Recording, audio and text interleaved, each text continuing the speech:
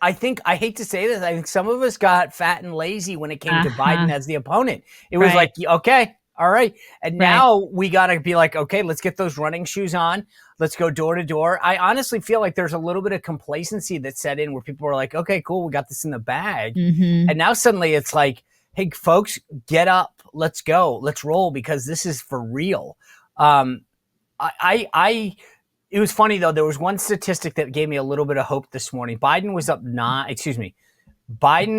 9 at this point in 2020, and Hillary was up +5 at this point. Harris, according to all the national polls, is up 4. Again, I'm not looking at national polls, but I'm just like, this is truly these 7 states, every one of them is margin of error. And I think this is where get out the vote's going to be crucial.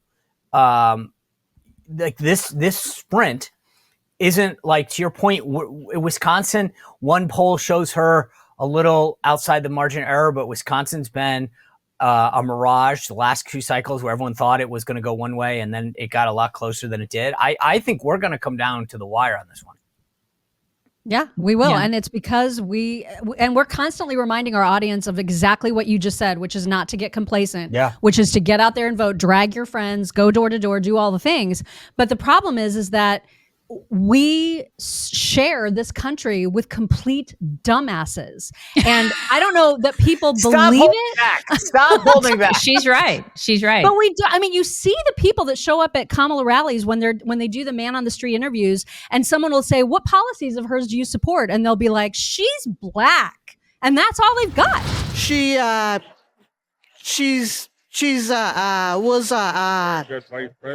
was a very good vice president. That's an interesting question. Getting to vice president. I have to do more research on her, honestly. I'm just glad to see a woman of color in charge for once. That's it. She's got lady parts. That's okay. Yeah. So I wasn't gonna lead with this, but it's actually a great segue into the current polls. The ABC News poll, the ABC News poll that came out over the weekend, when it comes to the top issues that people care about, immigration, the economy, Trump is almost at double digits in both. Okay, This is, so on its face, this should be easy. It's like they all favor Trump on the issues they care about the most. But this gets to your point, Mock. If it's a personality race, she wins, and that's what they want. They want this to be her. She's nice. She's funny. Tim Walz is a great guy. But is he? No. Okay, that I'm just painting a picture. This is right. They want you to believe she's funny. She's nice. She talks to Dougie, and they dance and they do things when he's not cheating on his former wife. Right. And it's all about this cute thing. And she's Kamala, and Tim Walz, who loves to have white man Taco Tuesday. Just reminder today is, because he doesn't like spices. I mean, this is, they're like, this is the stuff normal people talk about. And then you've got big, bad, ugly Trump and JD Vance that don't like women with cats. That's what they want. They want this to be a contrast, because that's who they're selling.